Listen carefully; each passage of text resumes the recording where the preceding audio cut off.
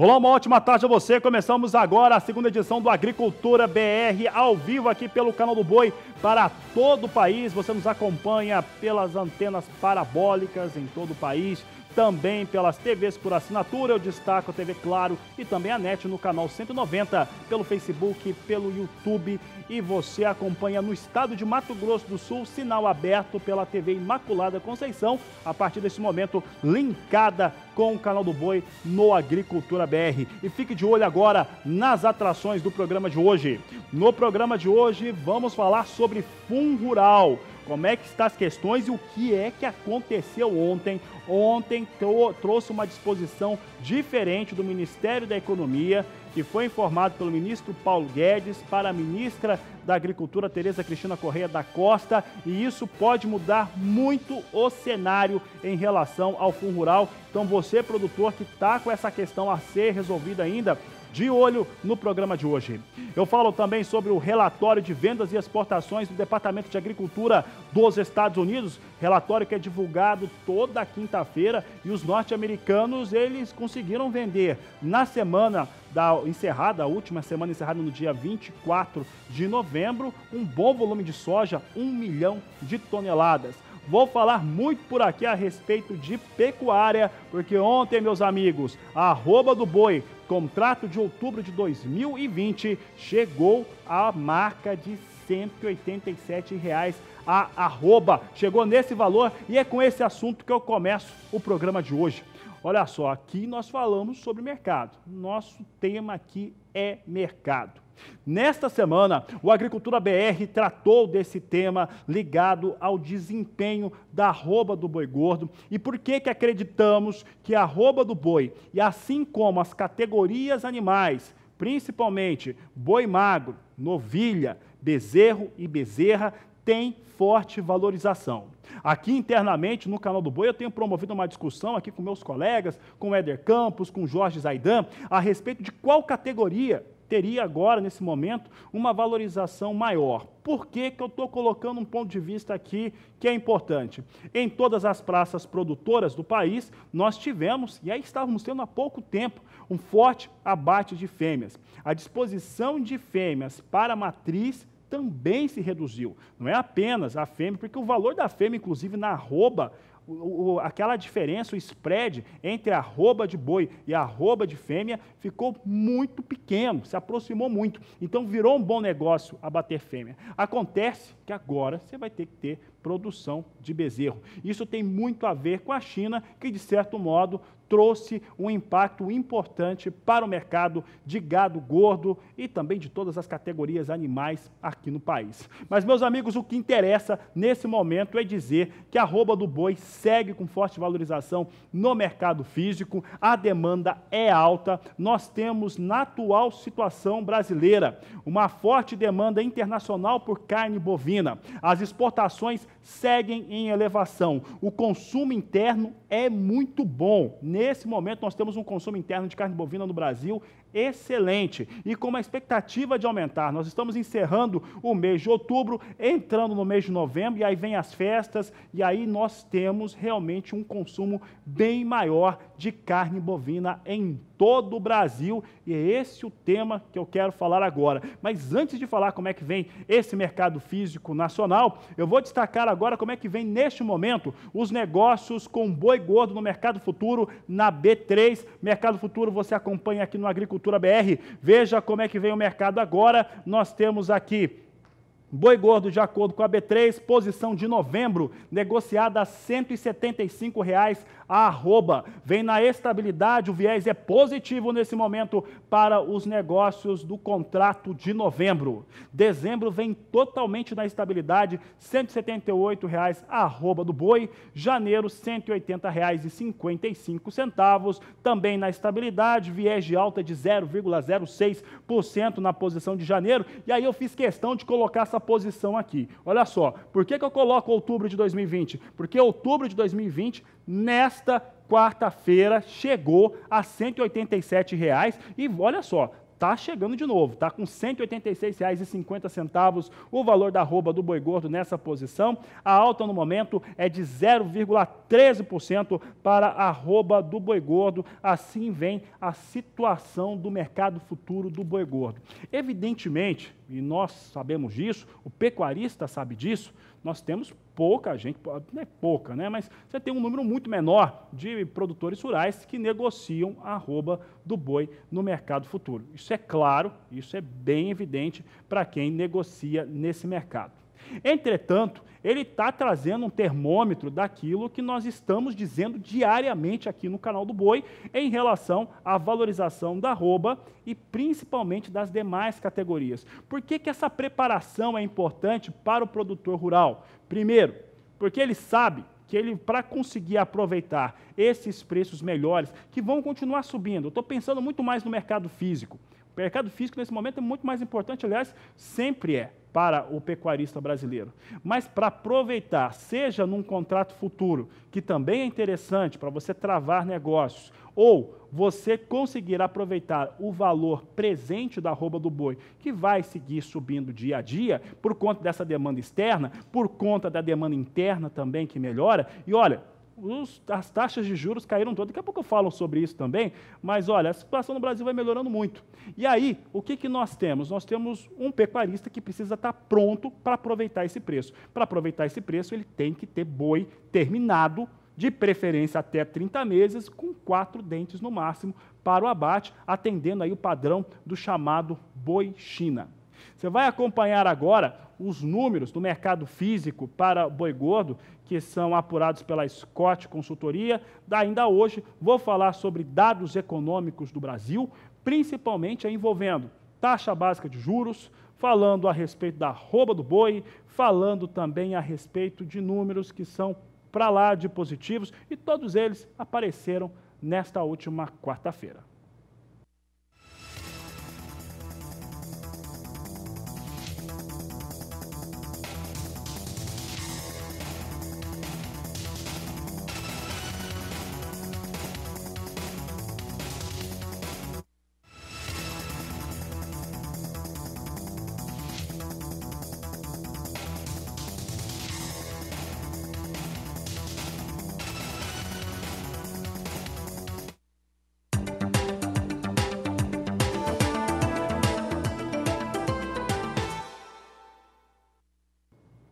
Por aqui agora eu falo de soja e começo os destaques do mercado internacional da oleaginosa, falando a respeito de informações que são ligadas aos negócios dos Estados Unidos em relação às suas vendas e também como é que vem as posições sendo negociadas e o que está influenciando esses negócios. Antes, vamos falar a respeito de questões técnicas e que estão sendo desenvolvidas lá no estado do Paraná. No estado do Paraná, algumas ações que estão sendo tomadas têm trazido bons impactos em relação à produção da oleaginosa, e isso está sendo feito, primeiro, num ambiente de pesquisa, mas já chegando muito rápido na mão do sojicultor, do produtor rural brasileiro. É o que nós vamos ver agora na reportagem que você acompanha a partir de agora. A inoculação de bactérias nas sementes de soja e feijão é uma prática bem conhecida dos produtores. Agora se recomenda o uso de 2 bactérias, chamadas de Bradium rhizobium e o Azospirillum, que agem simbioticamente, potencializando os benefícios para a lavoura. A inoculação já é uma tecnologia conhecida de quase todos os produtores de soja. A novidade está na co-inoculação, ou seja, 2 bactérias que são colocadas juntos durante o plantio. Eu vou conversar com o André Nakatami, que é coordenador de projetos da ForBio. André, a inoculação já trazia vantagens para a soja. Agora estamos falando de co-inoculação. Você pode explicar esse processo? Muito bem. A pesquisa desenvolveu, alguns anos atrás, a possibilidade do uso de mais uma bactéria benéfica para a cultura da soja, tá? Que é a tecnologia de co-inoculação. Nessa tecnologia é feita a combinação do uso do Bradyrhizobium com a bactéria Azospirillum brasilense no momento da semeadura da soja. O Bradium rhizobium é empregado nas leguminosas, promovendo a fixação do nitrogênio do ar. O azospirilo era empregado em gramíneas como milho e trigo. Atualmente, se recomenda também para pastagens com braquiária. Quando usado na coinoculação, o azospirillum promove o desenvolvimento de raízes, melhorando a absorção de nutrientes. O azospirilo brasilense é um grande produtor de fito-hormônios, né, que ele vai estimular o desenvolvimento radicular da planta e essa planta vai conseguir absorver mais água e nutrientes, né, e, consequentemente, ele também vai melhorar o desempenho do Bradyrhizobium. O Bradyrhizobium vai formar mais nódulos, né, vai ter uma maior fixação biológica do nitrogênio e, consequentemente, aumentando a produtividade de grãos da cultura. No momento do plantio com o inoculante, as condições de manejo devem favorecer para que as bactérias se desenvolvam e nodulem, proporcionando os benefícios desejados. Para que isso aconteça, alguns cuidados devem ser observados. O inoculante, sempre que você for usar, ele é o último produto a ser aplicado. Você faz todo o seu tratamento com defensivo, faz o tratamento seu com micro, fungicida, inseticida, e depois desse tratamento feito, você faz a inoculação, usa o inoculante, certo? Hoje, as formas de se usar inoculante hoje, pode ser feito via tratamento de semente, feito em máquina, né? Máquina de tratar semente específica. Tem também, hoje nós temos aí, tem muita hoje sendo usado muito semente tratado industrialmente. Essa semente já vem pronta com o defensivo. Você pode usar um tratamento nessas sementes ou fazer uma opção de usar o tratamento via suco, certo? Tratamento na linha de plantio. Hoje, quando você faz essa aplicação via suco, no mínimo você usa 3 doses a mais do que quando faz a semente. Se na semente você está usando uma dose, você vai usar 3 no suco. Usando 2, vai fazer 4, pelo menos 4 no suco. É o mínimo que você vai fazer no suco. O inoculante deve ser manuseado sempre na sombra e a semeadura deve ocorrer o mais rápido possível.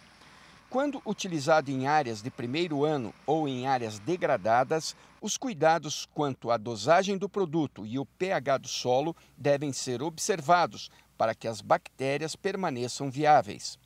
O que tem que ser observado nessas áreas de primeiro ano? Primeira coisa é a dosagem a ser usada. Você vai ter que dobrar ou triplicar a dose aplicada. Quando é no suco é a mesma coisa, dobrar ou triplicar a dose aplicada, a dose do inoculante, tem que dobrar e ser aplicada.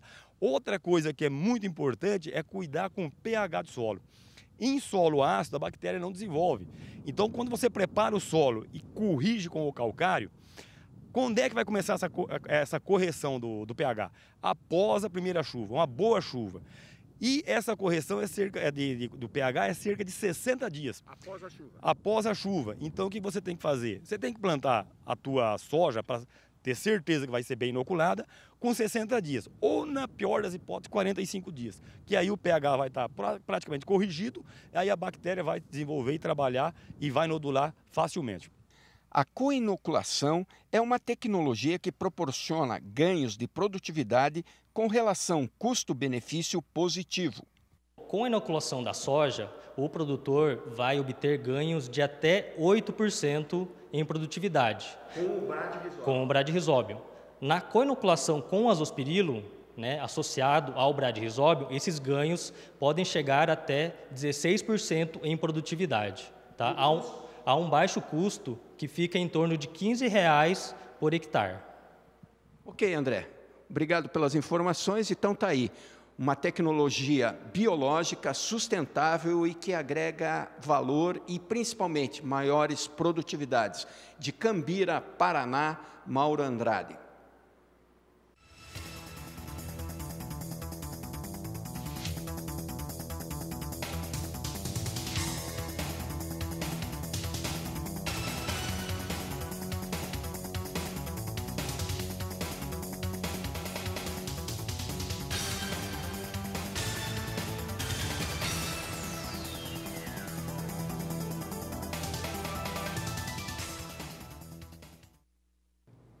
Sigo falando de soja, agora falo de mercado futuro, falo também de dados que foram divulgados hoje pelo Departamento de Agricultura dos Estados Unidos. E por lá, o departamento divulgou um bom volume de venda de soja. A última semana, essa última semana que foi encerrada no último dia 25 de outubro, teve um total comercializado pelos exportadores privados norte-americanos de quase 1 milhão de toneladas. É um número melhor do que aquele que foi apresentado uma semana antes e deu ali algum gás ali no volume de vendas total dos Estados Unidos na campanha 2019-2020, que agora alcança 19 milhões e 400 mil toneladas, mas você vai ver na tela comigo agora no gráfico, você acompanha o que acontece com essas vendas. Foram 943.600 toneladas comercializadas. Na safra, o total comercializado de venda chega a 19 milhões e 400 mil toneladas.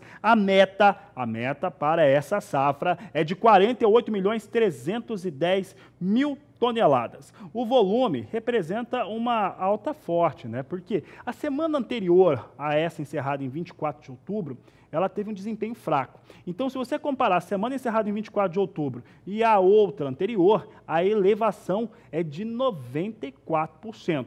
Se você considerar a média, né, das últimas 4 semanas, a alta é de 34%. Então, foi alta, né? Teve uma melhora boa aí os Estados Unidos em relação à comercialização de soja.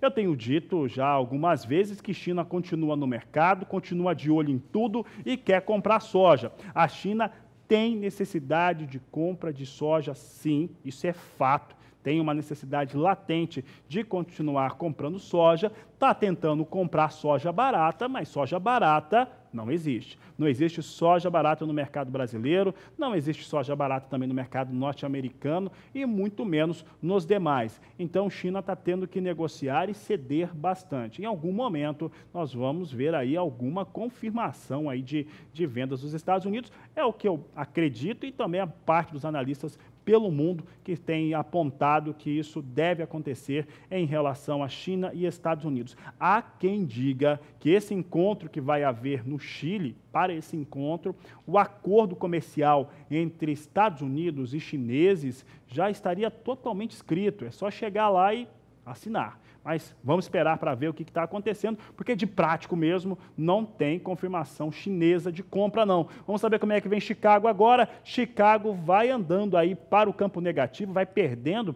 neste momento. Dá para dizer que esse relatório de vendas e exportações de hoje foi até positivo, mas mesmo assim o mercado recua. Nesse momento o recuo vai de 0,25% até 0,30% no momento.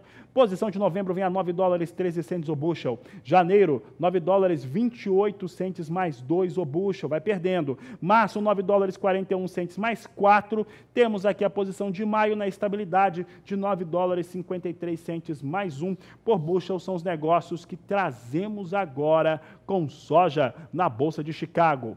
E se eu falei de soja, eu vou falar de dólar também, porque uma coisa está muito ligada à outra quando forma preço aqui no Brasil. Vamos saber como é que está o dólar comercial agora, está na tela, está comigo aqui. Dólar segue subindo, vem com alta de 0,64% a moeda norte-americana a R$ 4,01 mais 3 para os negócios com dólar comercial. E é por isso que eu falo agora com Walter Pulga Júnior. A gente estava falando, eu e o Pulga, por telefone agora há pouco, a gente falava do boi gordo, né? Boi gordo dando essa disparada. O mercado físico vem muito bem, o mercado futuro também vai apresentando essa situação de melhora, principalmente para o próximo ano, né? Uma arroba mais alta. E eu tenho conversado com muita gente de banco e o pessoal está dizendo o seguinte, tá, Pulga? O Pulga já está me ouvindo, né? O pessoal do Banco do Brasil, do Sicredi e do Santander, que passaram, Caixa Econômica também, passaram por aqui, sentaram aqui na minha cadeira de entrevista, estão dizendo o seguinte, Pulga, que a questão do seguro, a questão de você conseguir financiamento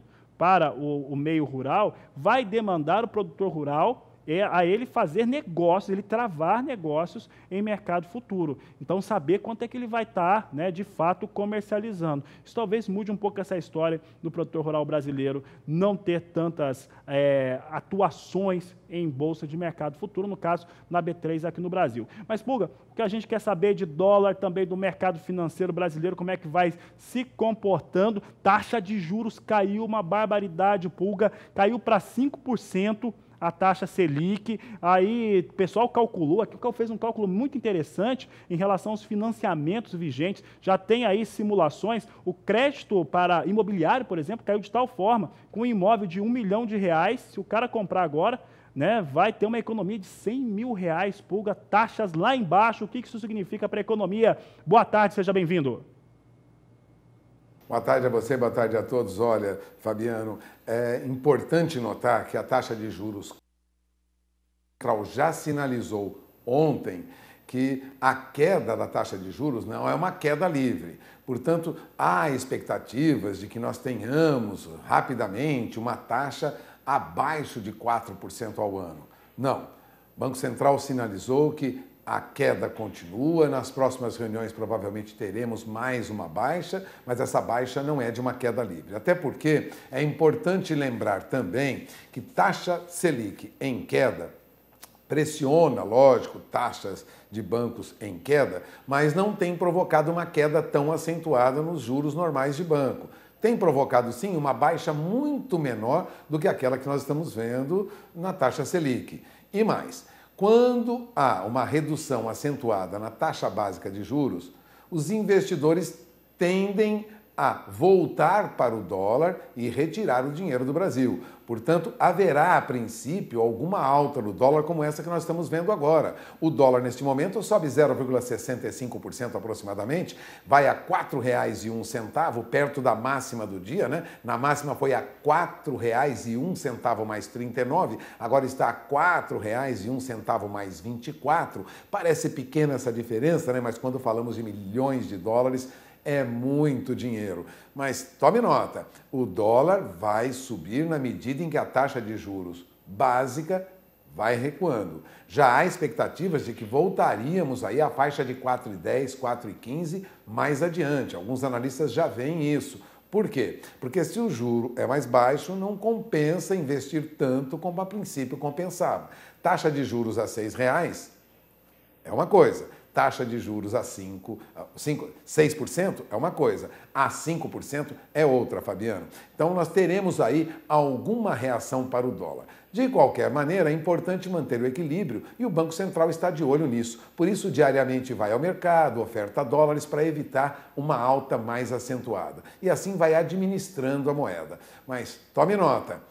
Juros em baixa, tendência de dólar em alta, pelo menos no curto prazo, é uma reação imediata. Por isso o Banco Central entra cedendo dólares para o mercado e evitar uma alta mais acentuada.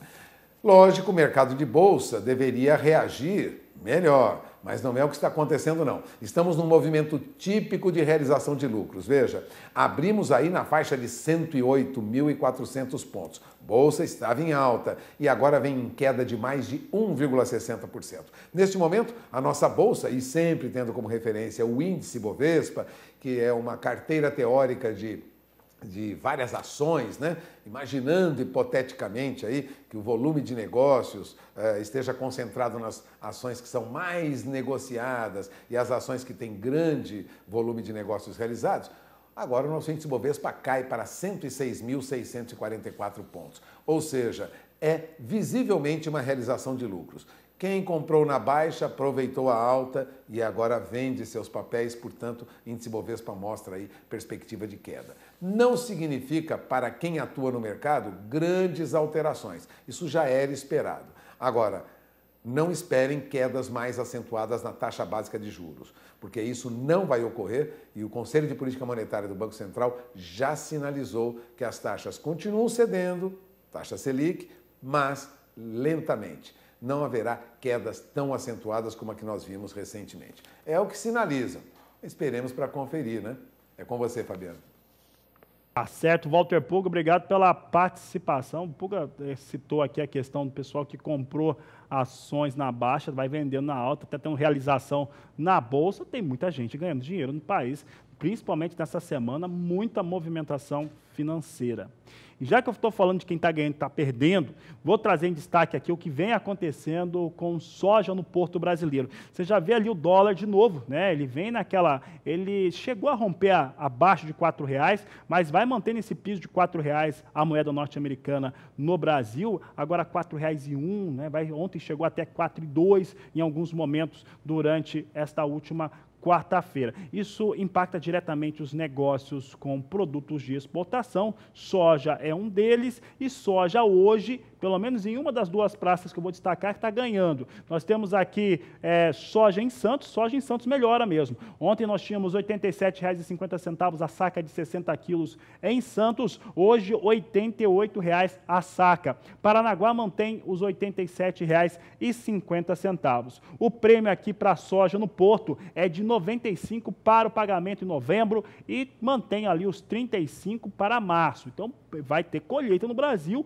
volume de soja, lógico, você vai ter aí um prêmio menor, vai ter maior disponibilidade do produto no Porto, então o prêmio cai para março, mas para novembro vai mantendo aí 95, não é nada mal, está bem interessante o preço para a soja, só não está 90, 92, porque o dólar cedeu um pouco, né? Estava em 4,15, 4,12, ali mantinha uma sustentação melhor para os valores de negociação. Estou trazendo essas informações com os destaques e principalmente a colaboração da Granos Corretora. Um grande abraço a todo mundo da Granos. Por aqui eu vou para o intervalo comercial, porque logo mais falo sobre Fundo Rural. Olha, aconteceu algo muito especial em relação à condição do Fundo Rural aqui. Olha só, você vai ver daqui a pouco que o ministro Paulo Guedes da Economia trouxe ali, montou uma formulação e informou para a ministra Tereza Cristina que vai levar isso para o setor do agronegócio brasileiro. Então fique de olho conosco, porque este é o assunto do próximo bloco no Agricultura BR, que você pode participar conosco, participe mandando a sua mensagem no 67996562266, 67996562266. Agricultura BR vai para o intervalo e volta já. Atenção, Brasil! Atenção, você produtor rural que está com questão a ser resolvida pelo Fundo Rural ou ligada ao Fundo Rural. Olha o que eu vou dizer agora. E isso eu já estava dizendo até no primeiro bloco, mas agora eu vou falar com mais clareza sobre isso.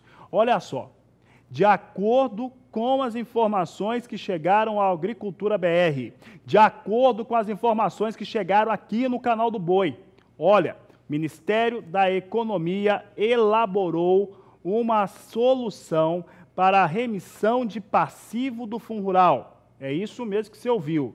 De acordo com as informações que chegaram à Agricultura BR, ao canal do Boi, nós temos já uma proposta de solução ao passivo, remissão de passivo do Fundo Rural.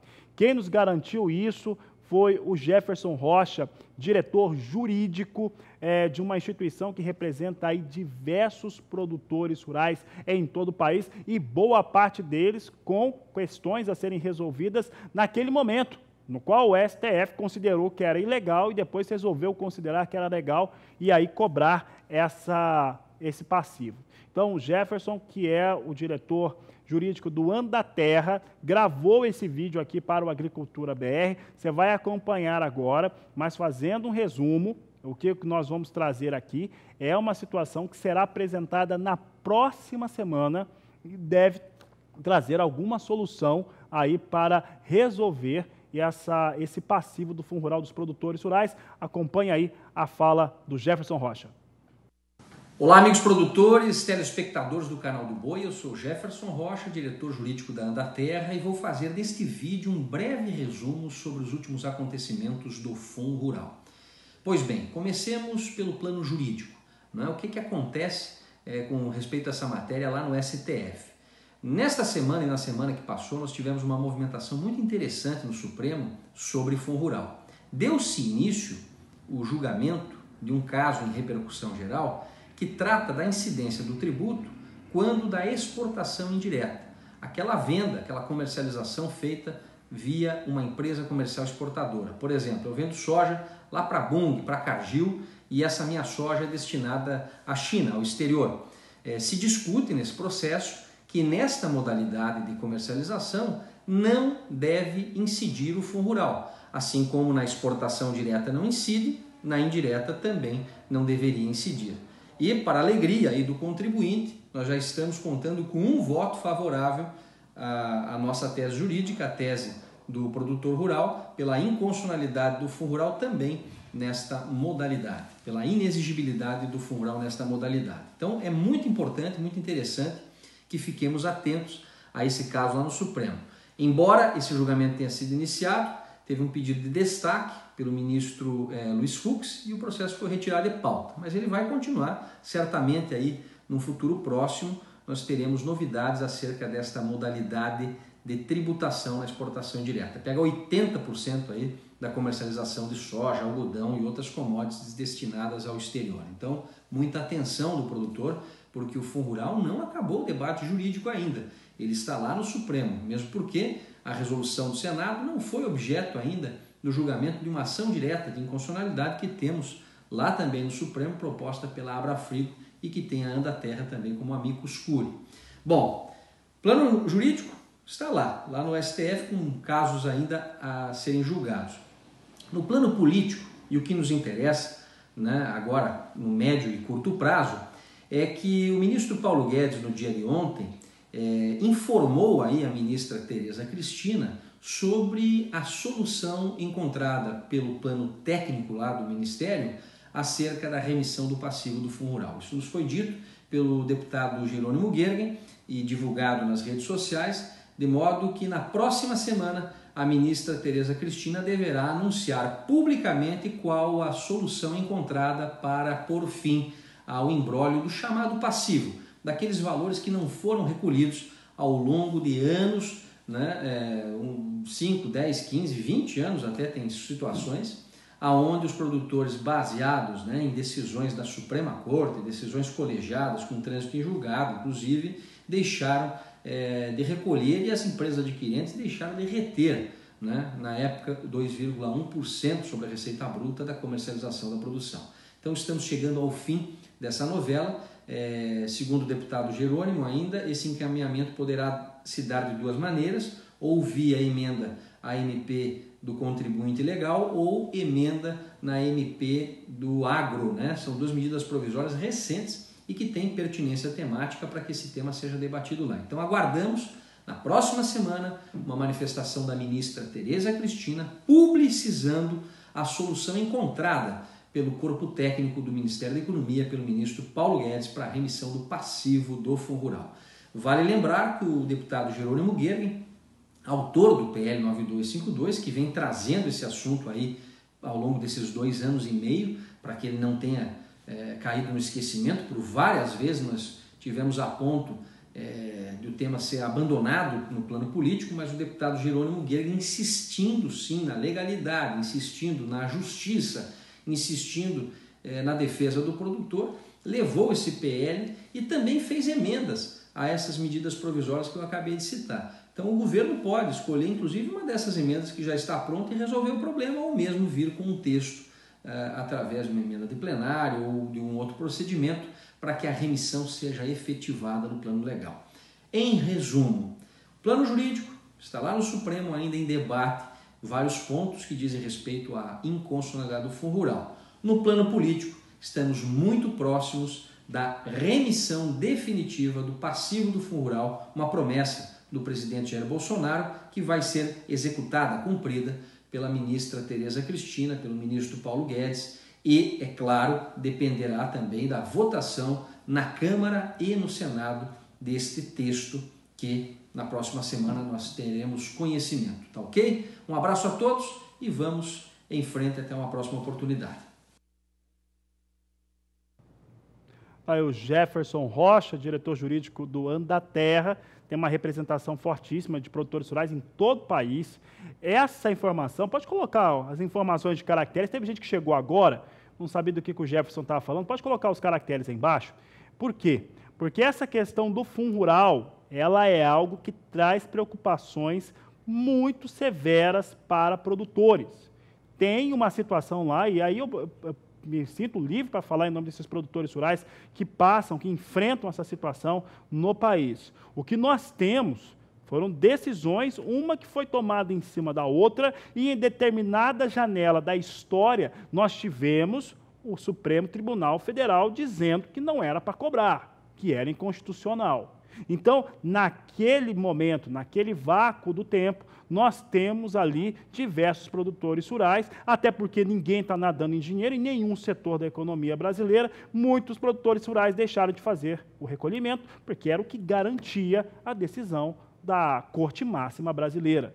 E agora cobrar sobre isso, sobre aquele período, depois do período que foi analisado, julgado e considerado legal, uma coisa. Agora, aquele período que não era legal, observem essa situação. E aí é uma questão que a sociedade brasileira acaba não entendendo como deve, mas é algo que é extremamente injusto com quem trabalha, porque naquele momento se fazia apenas se cumprir a lei. Então essa cobrança traz ali uma situação de impacto muito negativa para o setor, mas principalmente para esses produtores rurais que se veem agora nessa situação. De qualquer maneira, o que Jefferson Rocha diz é o seguinte: semana que vem nós devemos ter um anúncio importante via Ministério da Agricultura, via a titular Tereza Cristina Corrêa da Costa, porque o Ministério da Economia parece ter encontrado uma solução para a questão do passivo do Fundo Rural dos produtores brasileiros. Essa situação é importante, essa solução é uma solução legal que deve contemplar o interesse do governo, o interesse também do setor agropecuário e principalmente sem prejudicar o presidente, né? Que algumas decisões não poderiam ser tomadas mesmo que ele quisesse, porque poderia dar a chamada improibidade administrativa. Então essa é uma solução que é possível de ser executada. Vamos aguardar, você acompanha todos os detalhes no Agricultura BR, em toda a programação do Canal do Boi.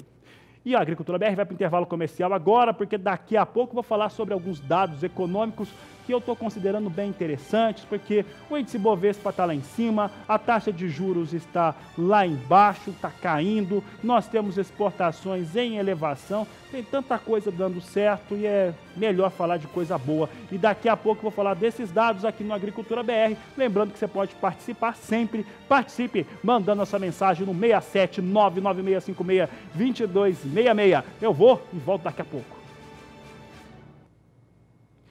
E a partir de agora, vou falar nesse bloco aqui sobre milho. E olha, primeiro assunto de destaque é em torno daquele leilão que nós tivemos do cereal promovido pela Conab.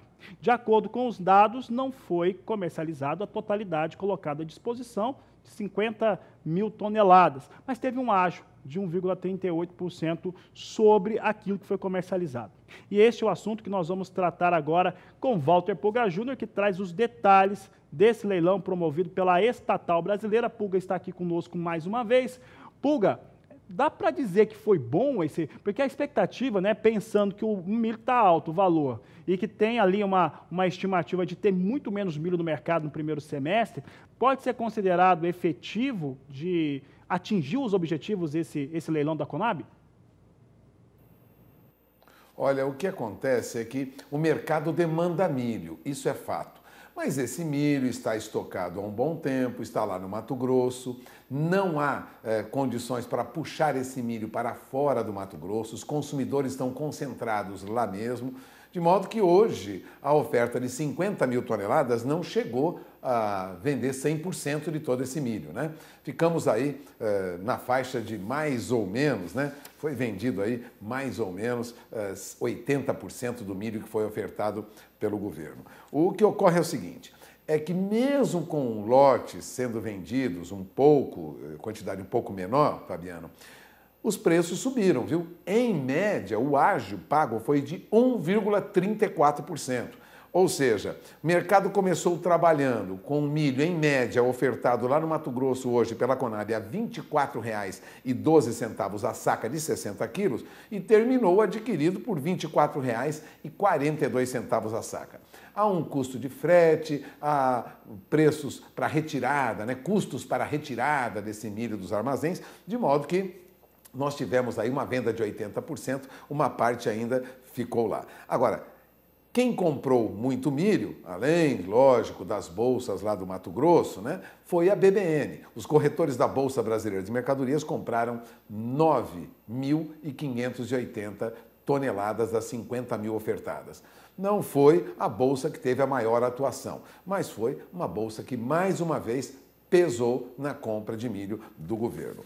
Há expectativa de que nós tenhamos aí oferta de outros leilões a cada 15 dias, pelo menos, da Conab, para, em ofertar milho para o mercado, socorrer os criadores de aves, de suínos, né, que hoje pagam muito pelo milho em diferentes regiões do país. Ou seja, o governo está ofertando milho. Estima-se que essa oferta, que agora chegou aí perto de 100 mil toneladas, deva chegar aí a 300 mil toneladas. Mas a demanda, como nós vimos, não está forte, mas não tão forte como a princípio a Conab imaginava. Por isso, acreditamos que daqui para frente um leilão acontecerá, em média, a cada 15 dias. Agora, a perspectiva é de que a Conab continue ofertando mesmo milho para o mercado a preços mais baixos, para arrefecer um pouco aí o custo do produtor, né? Reduzir esse custo acentuado para o produtor. As informações de hoje mostram isso, mas milho ainda continua valorizado, viu? A alta em média foi de 1,34%. Em alguns lotes, veja, como um lote, por exemplo, que estava em Ipiranga do Norte, teve um ágio de 5%.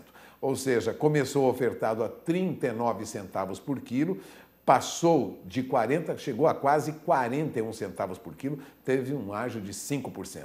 Ou seja, ainda há interesse por milho nesses valores que nós temos aqui, variando entre 24,50 até 24,90 a saca. Lógico, milho hoje no mercado está bem acima disso. Quem acompanha a Agricultura BR tem visto milho no mínimo em diferentes regiões do país a 32, 34, em São Paulo acima de 40 a saca. Portanto, mas é um milho que também tem um custo para ser retirado lá. Portanto, não é tão barato assim como a princípio parece. De qualquer maneira, é mais barato para o pequeno e médio criador de aves, de suínos e mesmo de bovinos. É esperar que a Conab continue ofertando um pouco mais de milho para o mercado para conter esse custo para o produtor, viu, Fabiano? Por enquanto, não conseguiu vender tudo, não. É com você. Tá certo, então, Walter Puga, obrigado pela participação. Se for necessário, ele volta durante aqui a programação, sempre falando sobre mercado e situações que são de impacto direto para o produtor rural brasileiro.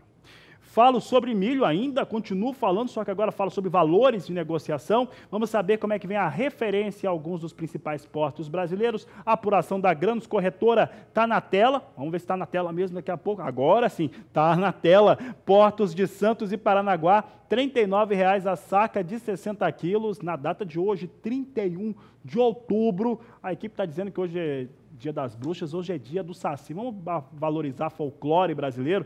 Hoje é dia do Saci e não dia das bruxas, como acontece nos Estados Unidos. Você pode até comemorar, mas hoje o folclore brasileiro tem uma comemoração importante também. Vamos saber como é que está o milho? Milho agora nos Estados Unidos, negociação de mercado futuro. Você acompanha na tela comigo. Nós temos milho cedendo. Nesse momento, o milho vai perdendo 1%, até mais de 1% no mais curto prazo. Mais curto prazo vai perdendo 1,08%. Vem a $3,86 o bushel. Março, $3,95 mais 4. O bushel também perde mais de 1%. Perde quase 1%. A posição de maio a $4,01 mais 4 por bushel. E julho também com queda, agora perdendo 0,7% a $4,07 mais 2 por bushel. São os negócios que destaco agora com milho na Bolsa Norte-Americana de Chicago. E antes de encerrar esse bloco, eu quero falar sobre alguns dados, alguns números, dados econômicos, e que mostram um pouco de como está o Brasil. Existe uma série de críticas, uma série de fatores que às vezes são colocados, às vezes de uma maneira que não é, na prática, a evidência ou aquilo que se precisa ter para que o país e principalmente a sua economia siga andando. E é por isso que nós fizemos um levantamento só com alguns dados, o que aconteceu entre quarta e quinta-feira. Apenas com o que aconteceu de quarta para quinta-feira, para que o produtor rural e o telespectador, principalmente se você não é produtor rural, de repente você não tem nada a ver com a produção rural e por acaso caiu aqui no canal do Boi, no Agricultura BR, aí na TV Imaculada Conceição, na internet, no Facebook, eu não sei onde você está me acompanhando, mas de repente você parou, para um pouquinho, eu vou mostrar dados agora econômicos, esse programa é basicamente economia, para falar um pouco a respeito de Brasil. Olha só o que eu vou trazer na tela, olha na tela comigo, que esses dados são importantes. Isso aqui foi decidido ontem. Ontem, o Comitê de Política Monetária Nacional reduziu a taxa básica de juros a 5%. Isso traz impactos, traz desafios. Nós temos uma taxa básica de juros no Brasil extremamente baixa frente ao nosso histórico. Isso pode representar recursos para investimentos mais baixos do que nós estávamos acostumando ver. Uma taxa básica de juros mais baixa, ela representa, na prática, pode voltar aqui um pouco no estúdio, mas ela representa, na prática, uma condição melhor para tomador de crédito. Esse tomador de crédito pode ser a dona de casa, pode ser o empresário, pode ser o produtor rural, pode ser quem quer comprar o seu imóvel, quem precisa trocar o carro, pode ser uma série de pessoas. Então, isso atinge o Brasil inteiro. Ora, a taxa de juros, 5%, não é a taxa que vai ser praticada no banco. Não, não é. De fato, não é. Ela é uma referência em relação a como que está esses juros. Claro que vai depender muito de como que está a inscrição de cada indivíduo no país. Mas ela nos mostra uma circunstância no qual a tomada de crédito pode ficar menor. A tomada de crédito pode crescer em valores porque os juros são menores. E investimento, se alguém for construir uma casa, vai gerar emprego para mestre de obra, para pedreiro, para arquiteto, para quem tem que terminar, para pintor, e etc, etc, etc. Só para dar um exemplo. Vou mostrar de novo a tela, pode estourar na tela aí o geral na televisão aí para todo mundo. Você está vendo um outro dado agora. Eu quis colocar aqui que a arroba do boi para o contrato de outubro de 2020, mercado futuro, chegou nesta quarta-feira a ser negociada a R$ 187 a arroba. Meninos, olha só, 187, agora estava 186,50, continua mantendo o padrão de alta. Isso é bom? Isso é bom. É bom para o país inteiro? É bom para o país inteiro. Significa, porque boa parte dessa carne bovina é exportada, essa carne bovina gera recursos internamente aqui no Brasil, quando exportada. Ah, vai ter impacto, vai ficar mais caro para a população.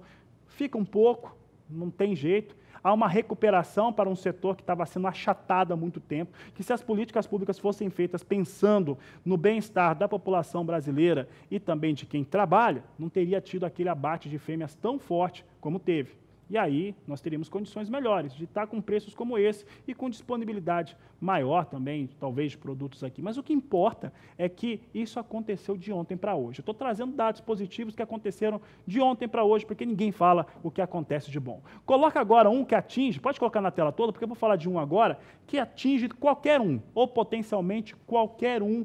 Aí a pessoa pode ser considerada classe baixa, classe alta, não importa. Mas, gente, a taxa de juros na Caixa Econômica Federal, agora, ela caiu 1% na prática. A Selic caiu ontem e a Caixa Econômica já reduziu a taxa de juros dessa aquisição de imóveis em 1 ponto percentual. Tá? Então, a mínima de negócios que se tinha para a taxa mais baixa era de 7,75%, agora é de 6,75%. A máxima, que era de 9%, quase 11%, ela caiu mais de 1 ponto percentual na máxima, era de quase 11%, cai para 8,5%. Esses dados são muito importantes para a economia nacional, porque volta a dar fôlego para um setor importante, construção civil, ramo imobiliário. Isso vai fazer com que se tenham negócios, vai fazer com que aquele casal lá que ganha uma renda familiar de 2, 3 mil reais, consegue comprar apartamento agora. Eu vi um cálculo aí que o pessoal lançou, que é muito interessante. Quem vai comprar um imóvel de 1 milhão, claro, quem compra um imóvel de 1 milhão de reais está com uma condição melhor, mas se esse imóvel de 1 milhão de reais for financiado, ele vai ficar 100 mil reais mais barato por conta dessa queda na taxa de juros. O último dado que eu vou trazer agora, acabamos de colocar, olha só, índice Bovespa. O índice Bovespa mensura como que estão os negócios na Bolsa. Tá? Ele está em baixa hoje, viu? Hoje está em queda, está todo mundo realizando lucro. Sabe por que está realizando lucro? Porque ele aumentou nas últimas datas de negociação e agora o pessoal está colocando um pouco de dinheiro no bolso e em queda ele opera acima de 106 mil pontos. Então, dados econômicos consolidados do Brasil vêm numa situação muito melhor do que nós vínhamos e estávamos acostumados em cenários anteriores. E aí, para completar, que eu falei no último bloco, com o Jefferson, ele que é do Instituto do Andaterra, diretor, o Jefferson Rocha, que é diretor jurídico do Andaterra, e ele falava que semana que vem vai ser divulgado algo que pode trazer uma solução para o passivo do Fundo Rural. Somando tudo isso, observe que o cenário não é para o produtor rural, não é para o empresário rico, é para todo o país, vai ficando cada vez melhor, fica cada vez mais interessante e as pessoas tendem a ficar mais confiantes. É só olhar para o lado certo. A Agricultura BR vai para o intervalo comercial. Daqui a pouco você tem mais informações por aqui. Você pode participar do programa conosco. Mande a sua mensagem para o 67996562266. Eu vou para o intervalo e volto já. E o assunto por aqui no Agricultura BR agora é o mercado do café. Vamos saber como é que vem agora as posições negociadas no mercado futuro de Nova York para o café arábica, plataforma Ice Filters, onde mais se negocia café no mundo. Está na tela comigo aqui hoje, cenário de alta. Veja comigo como é que vem a posição de dezembro. Vem a $1 mais 80 libra peso. Março, $1 400 mais 25 por libra peso. Maio, $1 600 mais 35 por libra peso. E a posição de julho a $1 800 mais 30 por libra peso. São os destaques de agora para o mercado futuro do café arábica em Nova York.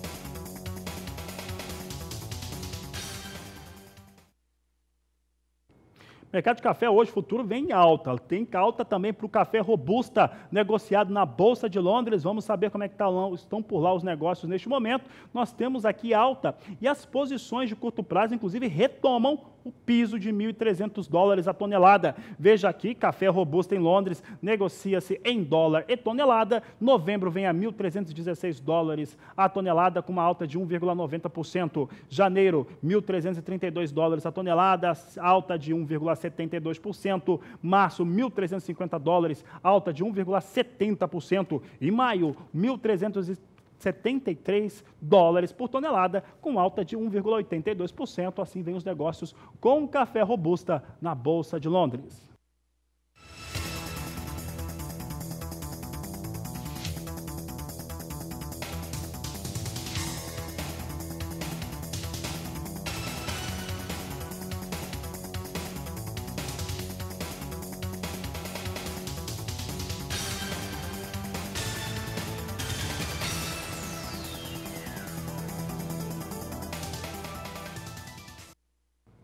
E daqui a pouco no Agricultura BR vou falar de dois assuntos interessantes, um bem legal mesmo, né? Aquela fruta guavira, né? Guavira que é tão comum no centro-oeste brasileiro, ela é colhida pelas pessoas, é muito popular em Goiás, no Mato Grosso do Sul, no Mato Grosso também. Daqui a pouco você vai saber que tem um seminário sobre essa fruta, a Kylie Rodrigues vai nos contar um pouco, e eu vou falar daquele absurdo de novo. Aquele absurdo da ANEEL querer cobrar pela geração de energia elétrica através das placas fotovoltaicas.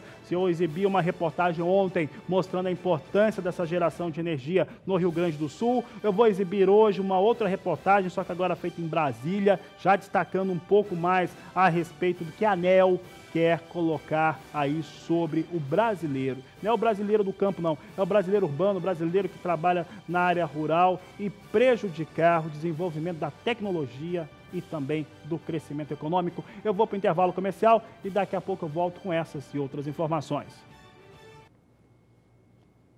E a Universidade Federal do Estado de Mato Grosso do Sul promoveu um seminário muito interessante, a segunda edição, inclusive, a respeito da guavira, uma fruta que é original do centro-oeste brasileiro e é muito apreciado para as mais diversas finalidades. A reportagem é de Kylie Rodrigues. Guavira ou guabiroba, para aqueles que não são do Mato Grosso do Sul. É um fruto selvagem que dá em arbustos nos campos do Cerrado. Para o pantaneiro, é um fruto nato. Começam a aparecer nos guavirais nativos depois da seca. Amadurecem rapidamente e duram no máximo 2 semanas. Visando a preservação, como também o estímulo de estudos técnico-científico, é que a UFMS, juntamente com outras instituições, promoveram o 2º seminário da Guavira. As instituições que estão trabalhando com a Guavira, com pesquisa, com extensão, então por isso que está esse envolvimento da Agraer, da Fiocruz, da UFMS, que eu estou representando, e da Assembleia Legislativa. Então é um evento realmente que vem a somar e agregar com as pesquisas nessa área, tentando desenvolver toda uma cadeia produtiva que favoreça a sustentabilidade de Mato Grosso do Sul e as comunidades da sociobiodiversidade, da agricultura familiar, que possam estar agregando valor nos seus produtos e comercializando. A Guavira é nativa aqui do estado, já está em linha de produção de mudas, então é uma cadeia produtiva importantíssima para fortalecer as cooperativas do nosso estado. A gente tem que gerar riqueza para os nossos pequenos produtores.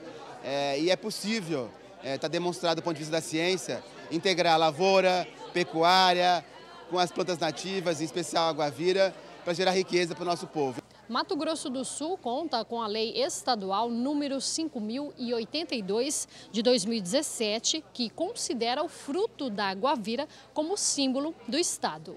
Através de uma proposição de lei da nossa autoria, tem toda uma cadeia se formando de produtores, de pequenas indústrias, para que se tenha a bioeconomia mais forte. E essa é uma característica do nosso estado que precisa avançar muito. De Campo Grande, Kaile Rodrigues. Vou aproveitar que a Kaile Rodrigues estava em um dos campings da Universidade Federal do Mato Grosso do Sul para dizer o seguinte. Lembra que eu estava falando no último bloco, o Brasil com números consolidados da economia que mostram melhora real no país, com uma taxa de juros mais baixa, taxa geral de juros a 5%, a taxa para quem vai fazer a aquisição de imóveis reduzindo drasticamente, situações que mostram como o próprio índice Bovespa, que está tendo uma circulação maior de recursos financeiros, e isso deve representar, num cúmulo geral, uma situação de maior investimento do Brasil. Olha só, o que eu tive de confirmação há pouco é que as bolsas dos pesquisadores de mestrado e doutorado do CNPq foram liberadas, vão ser pagas, estavam em contenção, havia um contingenciamento, eles foram liberados e esses pesquisadores vão continuar estudando, pesquisando, e claro que isso traz resultado positivo para o país. Essa a visão que eu estava comentando, a questão é de olhar para o lado certo, então os pesquisadores não serão prejudicados. Agora eu falo de algo que pode prejudicar sim, aí pode prejudicar todo mundo no país. Sabe por quê? Porque a ANEEL, a Agência Nacional de Regulação da Energia Elétrica, quer cobrar, quer taxar quem faz geração de energia elétrica através de placas de captação fotovoltaica, basicamente energia solar. E nós tivemos uma audiência pública em Brasília que envolveu o Ministério de Minas e Energia e a ANEEL. A reportagem é de Saulo Lopes. 2 representantes do setor, um da ANEEL e outro do Ministério das Minas e Energia, compareceram à audiência pública, lotada de parlamentares e também de geradores de energia solar de todo o país. Segundo o diretor da Agência Nacional de Energia Elétrica, Rodrigo Limpe, a ANEEL estuda reduzir a compensação de créditos para o gerador de energia solar que injetou nas redes elétricas uma quantidade de energia que então gera créditos na proporção de quase 100% para a fatura mensal dos consumidores. Pela proposta da ANEEL, a compensação sobre as contas de energia, que é de 100%, passaria a ser de 68%. Nessa diferença, na compreensão pelo mercado, é como se criassem uma taxa de 32% sobre a produção de energia solar.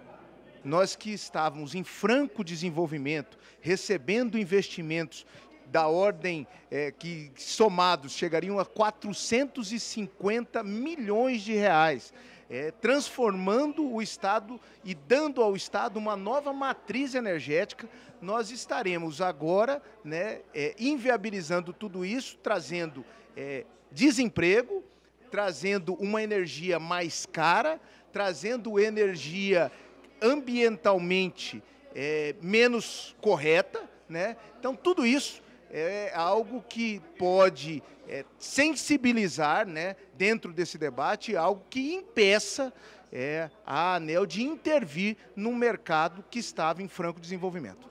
Só lembrando que a ANEEL, a Agência Nacional de Energia Elétrica, está consultando através de uma chamada consulta pública todos os setores envolvidos, e essa consulta a respeito dessa taxação que será cobrada a partir de 2029 só termina no dia 30 de novembro. De Brasília, Saulo Lopes. A Agência Nacional de Regulação da Energia Elétrica, mais uma vez, já disse isso antes, vou repetir, vai defendendo o interesse de concessionárias do país. O Beto Pereira, deputado federal no estado de Mato Grosso do Sul, cheguei a conversar com ele, ele falou a respeito dessa situação, dessa audiência pública que envolveria o Ministério de Minas e Energia e também os representantes da ANEEL. E, olha, é uma situação covarde mesmo que acontece no país.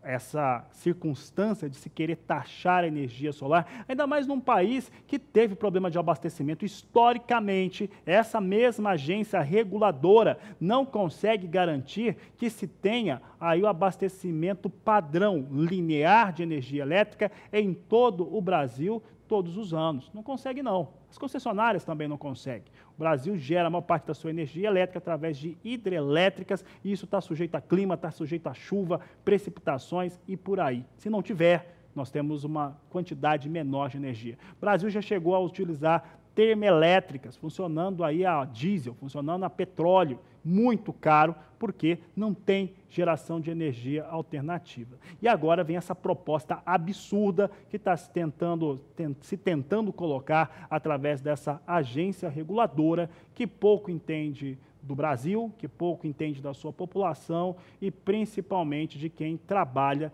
nesse país. O próprio presidente Jair Bolsonaro, quando estava na Ásia, comentou que ele era contra, que não, e a gente espera que, se acontecer de vier alguma coisa assim, se conseguirem aprovar o tal absurdo, que isso seja vetado. Alguns dados são importantes. O Brasil produz, na seu total de energia elétrica, apenas 0,19% é produzido por energia solar. Mas parece que está cutucando já o bolso dessas concessionárias que querem ganhar em cima e inviabilizar. É voltar ao passado. É uma situação pouco inteligente taxar energia solar. Isso em qualquer país, não é só no Brasil, não.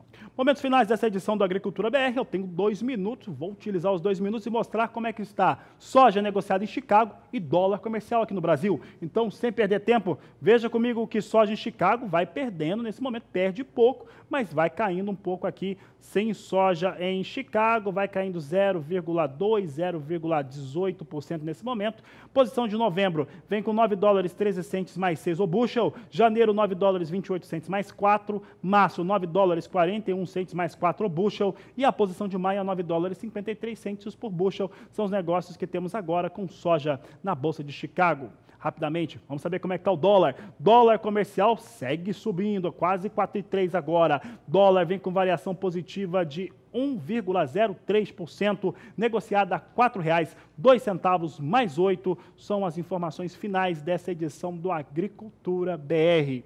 Eu agradeço a sua participação, sua audiência, obrigado a todos por estarem conosco. Nós vamos encerrando por aqui, volto logo mais às 16 horas no horário de Brasília, porque você já sabe, este é o Agricultura BR, a inteligência, a transparência do agronegócio, sempre com você. A todos uma excelente tarde, até mais!